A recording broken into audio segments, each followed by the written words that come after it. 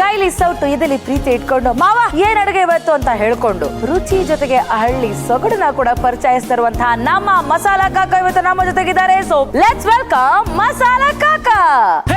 ಹುಬ್ಬಳ್ಳಿಯ ಶಹರದಾಗ ನಮಸ್ಕಾರ ರೀ ನಯನಾ ಮೇಡಮ್. ನಿಂತ ಬುಗುಡಿ ದೊಡ್ಡದ ಬರೀತಿದ್ಯಲ್ಲ ಒಬ್ಬವ ಬಂದಿಯ ನನ್ನ ಜೋಡಿ ಯಾರು ಬಂದಾರ? ಪೂರ್ತಿ ಬಳಗನ ಕರ್ಕೊಂಡ್ ಬಂದಿನ್ರಿ. ಪೂರ್ತಿ ಬಳಗ? ಹ್ಞೂನ್ರಿ. ಎಷ್ಟು ಮಂದಿ ಬಂದಿರೋ? 4 ಮಂದಿ ಬಂದೀವ್ರಿ. ವಾ ಹೆಂಗಸರು ಪುಣ್ಯ ನಂದು ಗಂಡಸರ್ಗ ಆಧಾರ್ ಕಾರ್ಡ್ ಫ್ರೀ ಇಲ್ಲ ಇಲ್ಲ ಅಂತಿದ್ರಿ ಇನ್ನೆಷ್ಟು ಜನ ಬರ್ತಿದ್ರು ಏನೋ. ಎಲ್ಲ ತಗ ಅವ್ರನ್ನು ಕರೆದು ಬಿಡೋನು. ಕರೀಲ್ರಿ? ಬರ್ರಿ ಮಸಾಲಾ ಕಾಕಾರ.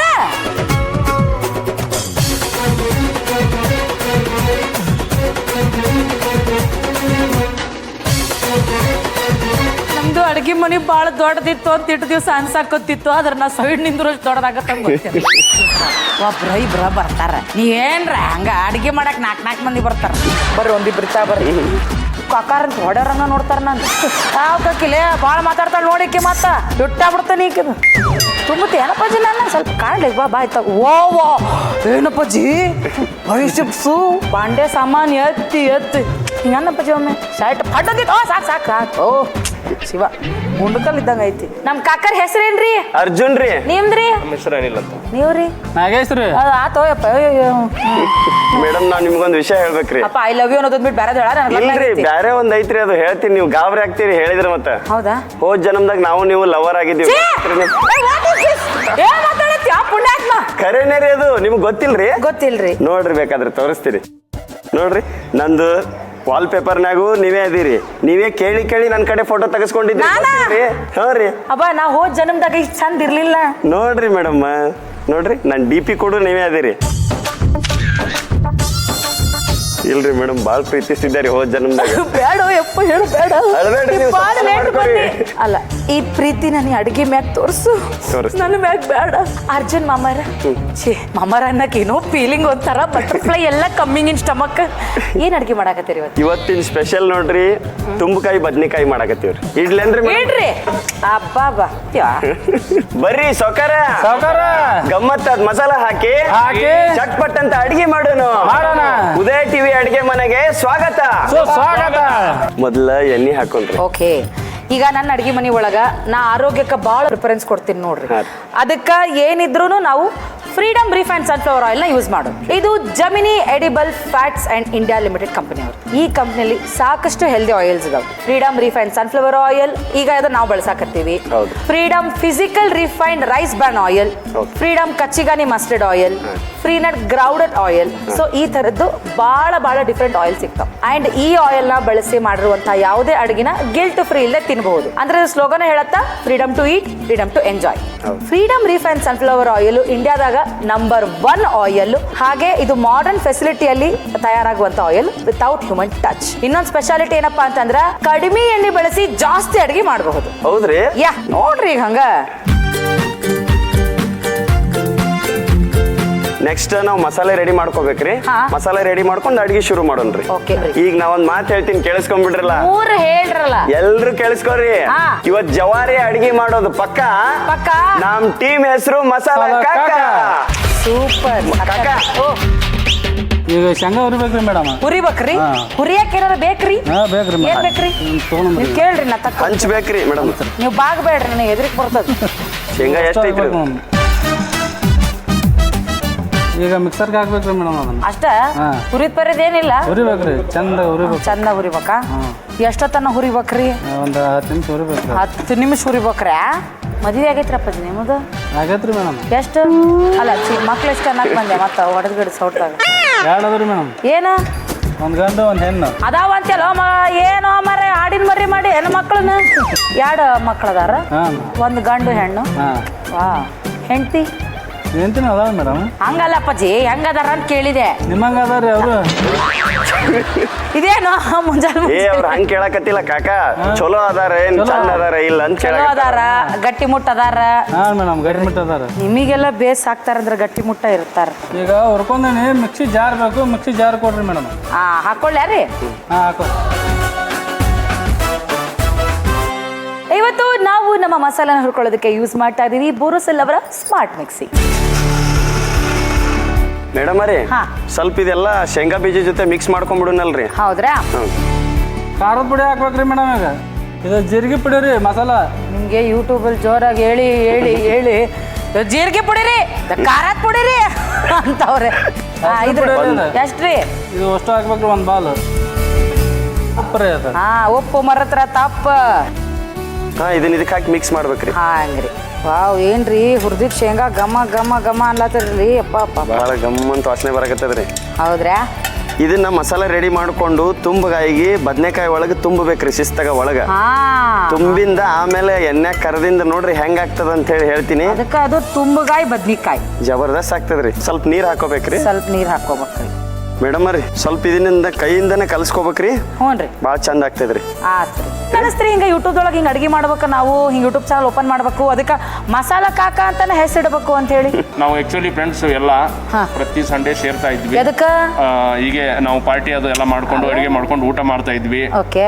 ಆಮೇಲೆ ನಾವೇ ಇದು ಅನ್ಕೊಂಡು ಇದನ್ನೇ ನಾವು ವಿಡಿಯೋ ಅದು ಮಾಡ್ಕೊಂಡು ಸ್ಟಾರ್ಟ್ ಮಾಡಿರೋದೇ ಮಸಾಲಾ ಚಾನಲ್ ನಮ್ದು. ಹೌದಾ ಹಾ. ಮಸಾಲ ಕಾಕ ಮಸಾಲ ಕಾಕ ಅದೇ ಹೆಸರು ಯಾಕಿಟ್ರಿ ಒಂಥರ ಟೇಸ್ಟಿ ಆಗಿದೆ. ಉತ್ತರ ಕರ್ನಾಟಕದಲ್ಲಿ ಕಾಕ ಅನ್ನೋದು ಫೇಮಸ್ಸು. ಖಡಕ್ ಆಗಿರುತ್ತೆ ಕಾಕ ಅಂತಾನೆ ಮಾತಾಡೋದು. ಹಾ, ಹಾ. ಹಂಗಾಗಿ ಮಸಾಲ ಕಾಕ ಅಂತಾನೆ ಇಟ್ಟಿರಿ. ಈಗ ಬದ್ನಿಕಾಯಿ ಹೋಳೋನ್ರಿ. ಹಾ ಹೆಂಗದ ಫುಲ್ ಬದ್ನಿಕಾಯಿ ಹಾ ರೀ ಹಿಂಗ್ ಹೊಳ್ಕೋಬೇಕ್ರಿ ಇದನ್ನ. ನೀವು ಜವಾರಿ ಹಿಂಗ್ ಬದ್ನಿಕಾಯಿ ಹೋಳಿ 2 ಕಡೆ ಹೊಳ್ಬೇಕ್ರಿ. ಹಿಂಗ್ ಹೋಳಿದಾದ್ಮೇಲೆ ಇಲ್ಲಿ ಓಪನ್ ಆಗ್ತದ್ರಿ. ಓಪನ್ ಆದ್ಮ್ಯಾಗ ಇದ್ರಾಗ ಈ ತರ ಮಸಾಲೆ ತುಂಬಬೇಕ್ರಿ ಮೇಡಮ್. ವಾವ್ ಈ ತರ ತುಂಬಿ ಕಾಯಂ ಇವಾಗ ಅರ್ಜುನ್ ಮಾಮ ಮನೆಗೆ ಹೋಗ್ತೀನಿ ನಾನು ಇವತ್ತು. ಬರ್ರಿ ಮತ್ತೆ ಮಾಡ್ಕೊಡ್ತೀನಿ.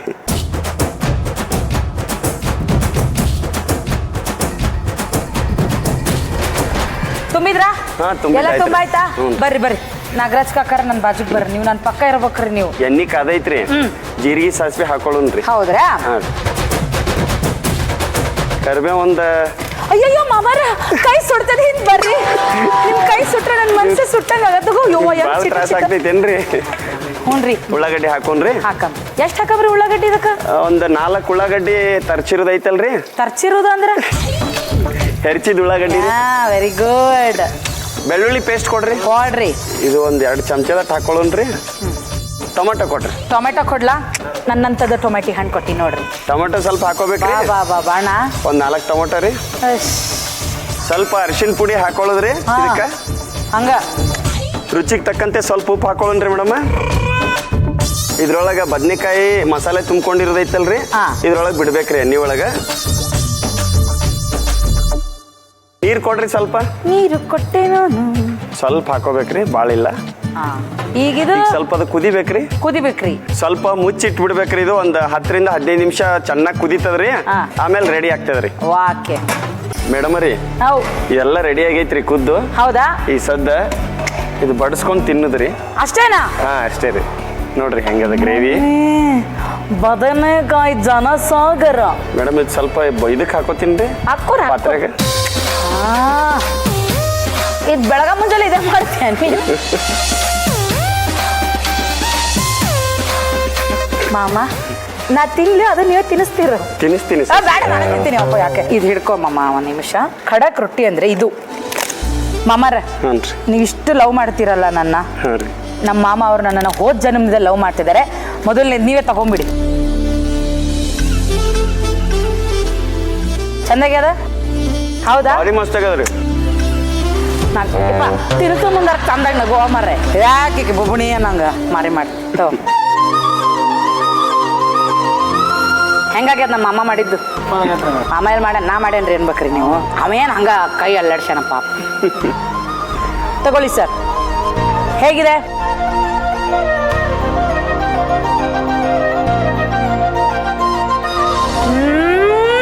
ಇವತ್ತಿನ ನಮ್ಮ ತುಂಬಗಾಯಿ ಎಣ್ಗಾಯಿಗೆ ನನ್ನ ಕಡೆಯಿಂದ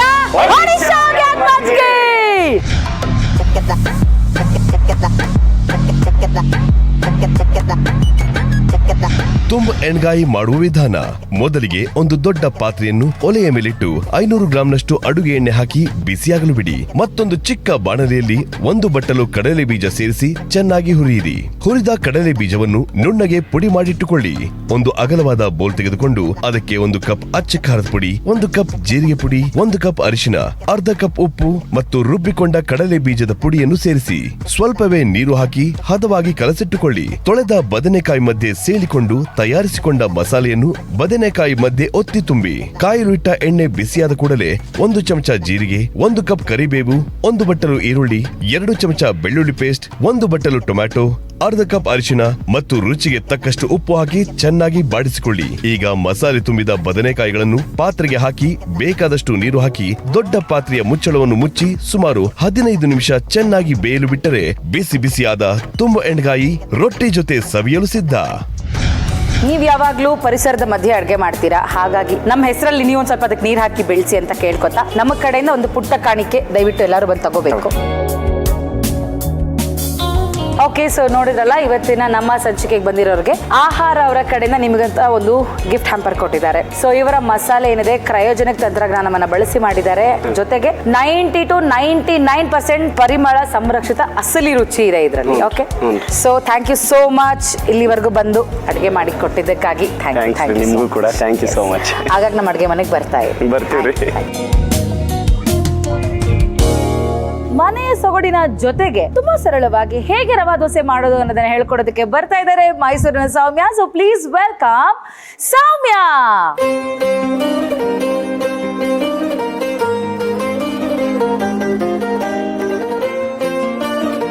ನಮಸ್ತೆ ಸೌಮ್ಯ ಅವರೇ. ನಮಸ್ತೆ ಮ್ಯಾಮ್. ಹೇಗಿದ್ದೀರಾ? Super ma'am. ಸೂಪರಾ? ನನ್ನ ಮೈಸೂರು ಹೇಗಿದೆ? ಮೈಸೂರು ಫುಲ್ ಕೂಲ್ ಆಗಿದೆ. ಫುಲ್ ಕೂಲ್ ಆಗಿದೆ. ನಮಗೋಸ್ಕರ ನೀವು ರವಾ ದೋಸೆ ಮಾಡ್ತಾ ಇದ್ದೀರಾ? ಹೌದು. ರವಾ ದೋಸೆ, ಬಿಸಿ ಬಿಸಿ ರವಾ ದೋಸೆ ಮಾಡೋಣ. ಓಕೆ. ರವಾ ದೋಸೆಗೆ ಸೂಜಿದು ಅದರಲ್ಲಿ 1 ಕಪ್ ಅಷ್ಟು ಸಣ್ಣ ರವೆ, ಅದಕ್ಕೆ ಅಕ್ಕಿ ಹಿಟ್ಟು ಅರ್ಧಕ್ಕಿಂತ ಸ್ವಲ್ಪ ಹೆಚ್ಚು ಅಕ್ಕಿ ಹಿಟ್ಟು ಓಕೆ, ಮತ್ತೆ 1 ಸ್ಪೂನು ಗೋಧಿ ಹಿಟ್ಟು ಹಾಕೋದ್ರ ಜೊತೆಗೆ ನೀಟಾಗಿ ಗರ್ಗರಿಯಾಗೆ ಬರುತ್ತೆ. ಸೊ ಇದಕ್ಕೆ ಸ್ವಲ್ಪ ಟೇಸ್ಟ್ಗೆ ಗರಂಗೆ ಜೀರಿಗೆ ಸ್ವಲ್ಪ ಚಿಟಿಕೆ, ಆಮೇಲೆ ತುರಿದಿಟ್ಕೊಂಡಿರೋ ಶುಂಠಿ, ಸಣ್ಣಗೆ ಹಚ್ಕೊಂಡಿರೋ ಹಸಿ ಮೆಣಸಿನ್ಕಾಯಿ, 1-2 ಕರ್ಬೇವು ಎಲೆ, ಸ್ವಲ್ಪ ಕೊತ್ತಂಬರಿ ಸೊಪ್ಪು, ಜೊತೆಗೆ ರುಚಿಗೆ ಉಪ್ಪು, ಜೊತೆಗೆ ಗಮ್ಮಂತ ಅನ್ಲಿ ಅಂತ ಹೇಳಿ ಕಾಳು ಮೆಣಸು ಪೌಡರ್. ಗಮ್ಮನತ್ತ ಕಾಳು ಮೆಣಸು ಹಾಕಿದ್ರೆ ಖಂಡಿತ ಚೆನ್ನಾಗಿ ಮಿಕ್ಸ್ ಮಾಡ್ಕೊಂಡು. ಓಕೆ. ಓ, ಅದು ಡ್ರೈ ಇದ್ದಂಗೆ ಮಿಕ್ಸ್ ಮಾಡಿ ಆಮೇಲೆ ನೀರು ಹಾಕ್ಬೇಕು. ಓಕೆ, ಇದಕ್ಕೆ ಓಕೆ. ಸೊ ಈಗ ನೀರು ಹಾಕೊಂಡಿದೀವಿ. ಎಷ್ಟು ಪ್ರಮಾಣದಲ್ಲಿ ಹಾಕೊಂಡಿದ್ದೀವಿ? ಇದು ನಾವು ಏನು ರವೆ ಹಾಕ್ತಿವಿ ಅದಕ್ಕೆ 2ರಿಂದ 3 ಪಟ್ಟು ಹೆಚ್ಚು ನೀರು ಹಾಕೋಬೇಕು. ಸ್ವಲ್ಪ ನೆನೆಯುತ್ತೆ. ನೆಂದಾದ್ಮೇಲೆ ಇನ್ನೊಂದು ಸ್ವಲ್ಪ 10 ನಿಮಿಷ ನೆನೆಯಕ್ಕೆ ಬಿಡಬೇಕು. ಓಕೆ. ನೆನೆಯಕ್ಕೆ ಬಿಟ್ಟು ಮತ್ತೆ ಇನ್ನೊಂದು ಸ್ವಲ್ಪ ನೀರು ಹಾಕೋಬೇಕಾಗುತ್ತೆ ಇದಕ್ಕೆ. ಇದು ಚಳಿ ಟೈಮಲ್ಲಿ ಬಿಸಿ ಬಿಸಿಯಾದ ಗರಿ ದೋಸೆ ಮಕ್ಳಿಗೆ ಕೊಟ್ರೆ ಖುಷಿಯಿಂದ ಇದಕ್ಕೆ ಏನೂ ಕೇಳಲ್ಲ ಮಕ್ಕಳು. ಚಟ್ನಿ ಅದು ಇದು ಪಲ್ಯ ಏನು ಇಲ್ದೇನೆ ಹಾಗೆ ಪ್ಲೇನ್ ದೋಸೆನೇ ತಿನ್ಕೊಂಡ್ಬಿಡ್ಬೋದು. ಈಗ ಇದನ್ನ 10 ನಿಮಿಷ ನೆನೆಯಲಿಕ್ಕೆ ಬಿಡೋಣ. Okay, super. ಓಕೆ, ಈಗ ದೋಸೆ ಹಾಕೋಣ. ಸಾಕು. ಓಕೆ, ಸೊ ಸೌಮ್ಯ ಅವರೇ, ನಾವು ನಮ್ಮ ಕಿಚನಲ್ಲಿ ನಾವು ಯೂಶಲಿ ಯಾವಾಗಲೂ ಬಳಸೋದು ನಮ್ಮ ಫ್ರೀಡಮ್ ರಿಫೈನ್ಡ್ ಸನ್ಫ್ಲವರ್ ಆಯಿಲ್ನ. ಓಕೆ. ಯಾಕೆ ಅಂತಂದ್ರೆ ಇದು ದ ಬೆಸ್ಟ್ ನಮ್ಮ ಕಿಚನ್ಗೆ, ತುಂಬಾ ಹೆಲ್ದಿ. ಅದಕ್ಕೆ ಹಾಕ್ಲಾ? ನಮ್ಮ ಮನೇಲೂ ಫ್ರೀಡಮ್ ಯೂಸ್ ಮಾಡಿ. ಹೌದಾ? ಆಗ್ಬೋದಾ? ಇದನ್ನ ಹಿಂಗೆ ಗುಲ್ಗುಲಿಟ್ ಮಾಡ್ಬೇಕು. ಇದು ನನ್ನ ಕಿಚನ್ ಭಾಷೆ. ಇದು ಯಾಕೆ ಹಂಗ್ ನಾಗ್ತೀರಾ? ಅಷ್ಟೊಂದು ನಾಚಿಕೆ ಆಗೋದೇನಿದೆ ಅದರಲ್ಲಿ? ನಿಮ್ ಭಾಷೆ ಸೂಪರ್ ಮೇಡಮ್ ಅಲ್ವಾ? ಹಂಗಾರೆ ನಾನ್ ಸೂಪರ್ ಆಗಿಲ್ಲ ಅಂತ. ನೀವು ಅದಕ್ಕಿಂತ ಸೂಪರು. ಸ್ವಲ್ಪ ಇದನ್ನ ಮೇಲಿಂದ ವಾವ್ ಅನಿಸ್ತಾ ಇದೆಯಾ? ಮುರ್ಕೊಂಡ್ ತಿನ್ಬೇಕು ಅಂತ ಅನಿಸ್ತಾ ಇದೆಯಾ? ನಂಗೂ ಅನಿಸ್ತಾ ಇದೆ. ಸ್ವಲ್ಪ ಬೇಗ ಟೈಮ್ ಕೊಡಿ. ಇದ್ರ ಮೇಲೆ ನಾವು ಎಣ್ಣೆ ಪೋಡಂಗಿಲ್ಲ, ಹಾಕ್ಬೋದು. ಓಡ್ಬೋದಾ?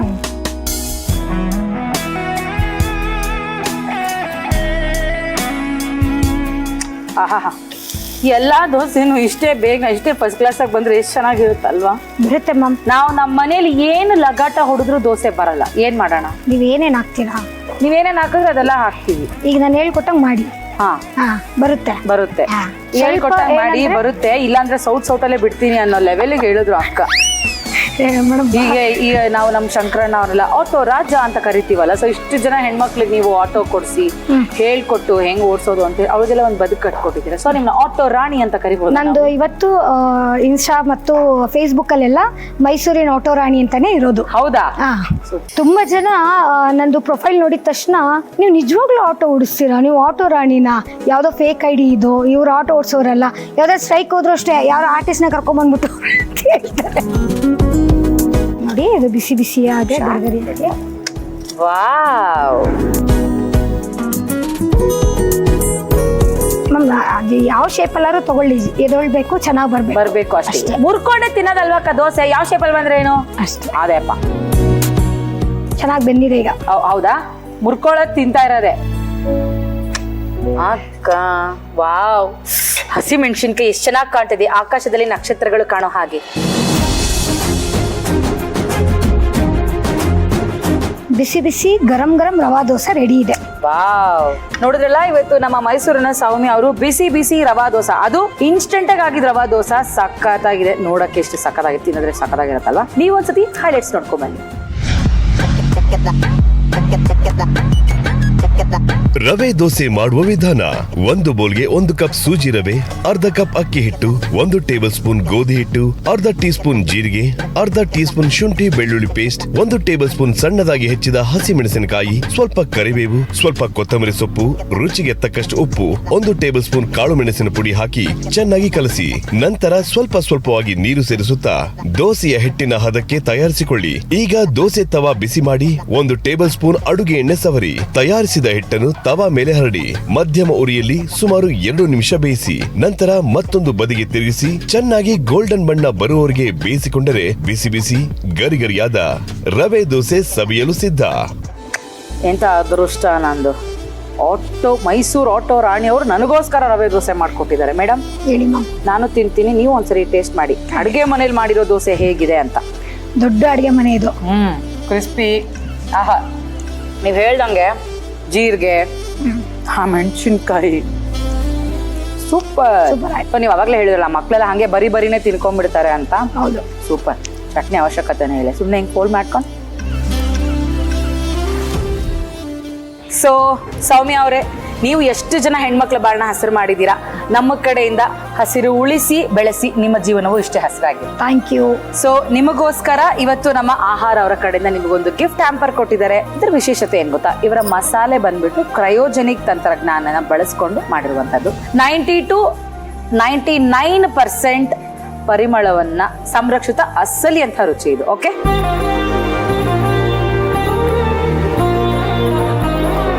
ಥ್ಯಾಂಕ್ ಯು ಸೌಮ್ಯ ಅವರೇ. ಆಗಾಗ ನಮ್ಮ ಅಡುಗೆ ಮನೆಗೆ ಬರ್ತಾ ಇರಿ. ಖಂಡಿತ. ನಿಮ್ಮ ಕೆಲಸನ ದಯವಿಟ್ಟು ಯಾವತ್ತೂ ನಿಲ್ಲಿಸಬೇಡಿ. ಖಂಡಿತ. Thank you. Thank you ma'am. ಈಗ ನಮ್ಮ ಡಾಕ್ಟರ್ನ ವೆಲ್ಕಮ್ ಮಾಡುವಂತ ಸಮಯ. ಇವತ್ತು ಯಾವ ಸಮಸ್ಯೆಗೆ ಯಾವ ರೆಮಿಡಿಯನ್ನ ತೋರಿಸ್ತಾರೆ ಅಂತ ನೋಡೋಣ. ಸೊ ಪ್ಲೀಸ್ ಲೆಟ್ಸ್ ವೆಲ್ಕಮ್ ಔಷಧ ರಹಿತ ಚಿಕಿತ್ಸಾ ತಜ್ಞರು ಡಾಕ್ಟರ್ ಪೂರ್ವಿ ಜಯರಾಜ್.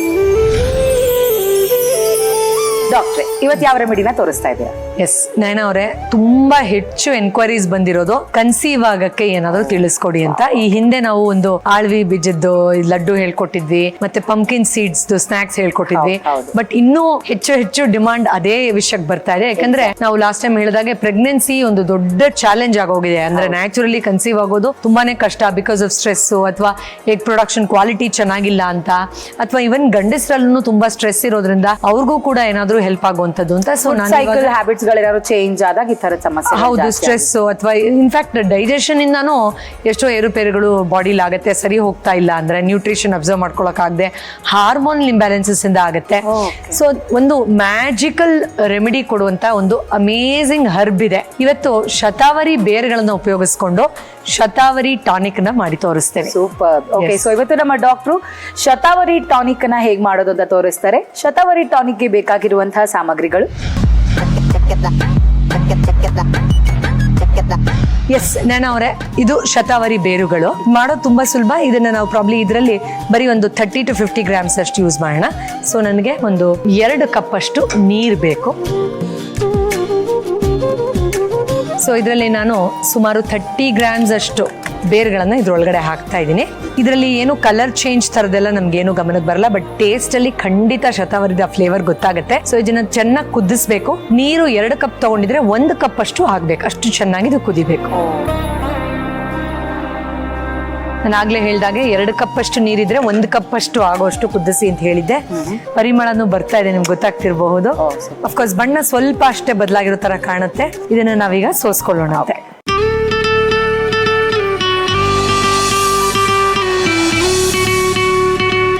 ಎಸ್ ನಯನ ಅವರೇ, ಈಗ ನಾನು ಇದಕ್ಕೆ ಒಂದು ಚಿಕ್ಕ ಟೀ ಸ್ಪೂನ್ ಅಷ್ಟು ಜೇನುತುಪ್ಪ ಸೇರಿಸ್ತಾ ಇದ್ದೀನಿ. ರುಚಿ ಕೂಡ ತುಂಬ ಚೆನ್ನಾಗಿ ಎನ್ಹ್ಯಾನ್ಸ್ ಆಗುತ್ತೆ, ಹೆಚ್ಚು ಮೆಡಿಸಿನಲ್ ವ್ಯಾಲ್ಯೂ ಆ್ಯಡ್ ಆನ್ ಆಗುತ್ತೆ. ನಾನು ಆಗಲೇ ಹೇಳಿದಾಗೆ ಆಗಾಗ್ಗೆ ಇದನ್ನು ತಗೊಳ್ಬಹುದು. ಇನ್ಫ್ಯಾಕ್ಟ್ ಪೀರಿಯಡ್ ಸೈಕಲ್ಲು ಕೂಡ ಸರಿ ಇಲ್ಲ, ಅದರಿಂದಾನೇ ನನ್ನ ಪ್ರೆಗ್ನೆನ್ಸಿ ಡಿಲೇ ಆಗ್ತಾ ಇರಬಹುದು ಅನ್ನುವಂಥ ದ್ವಂದ್ವದಲ್ಲಿದ್ದವ್ರಿಗೂ ಕೂಡ ಇದು ಸಾಕಷ್ಟು ಒಳ್ಳೆ ರೀತಿಯಲ್ಲಿ ಸಹಾಯ ಮಾಡುತ್ತೆ. ಆ್ಯಂಡ್ ಟೇಸ್ಟ್ ಅಂತೂ ಖಂಡಿತ ತುಂಬ ಚೆನ್ನಾಗಿರುತ್ತೆ, ವೆರಿ ರಿಫ್ರೆಶಿಂಗ್ ಆಲ್ಸೋ. ದಯವಿಟ್ಟು ಶತಾವರಿ ಟಾನಿಕ್ನ ಕುಡೀರಿ, ಹೇಗೆ ಅನ್ಸುತ್ತೆ ಅಂತ ಹೇಳಿ. And definitely safe, you can definitely drink it.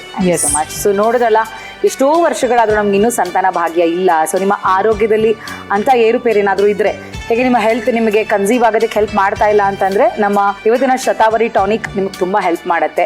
ಈ ರೆಮಿಡಿನ ನಮ್ಮ ಡಾಕ್ಟರ್ ಕೂಡ ತೋರಿಸ್ಕೊಟ್ಟಿದ್ದಾರೆ. ಸೊ ಹೇಗಿದೆ ಅಂತ ಟ್ರೈ ಮಾಡೋಣ. Wow, it's really fantastic. Taste ತುಂಬಾನೇ ಡಿಫ್ರೆಂಟ್ ಆಗಿದೆ ಅಲ್ಲ? ಇದು ಟೇಸ್ಟ್ಗಿಂತ ಅರೋಮಾನೇ ತುಂಬಾ ಸ್ಟ್ರಾಂಗ್ ವಾವ್ ತರ ಇದೆ. ಎಸ್, ಥ್ಯಾಂಕ್ ಯು ಡಾಕ್ಟ್ರೇ, ತುಂಬಾ ಅದ್ಭುತವಾದ ರೆಮಿಡಿನ ಇವತ್ತು ಹೇಳ್ಕೊಟ್ಟಿದ್ದಕ್ಕಾಗಿ. ಮುಂದಿನ ಸಂಚಿಕೆಯಲ್ಲಿ ಮತ್ತೆ ಭೇಟಿ ಆಗೋಣ. ನಮಸ್ಕಾರ.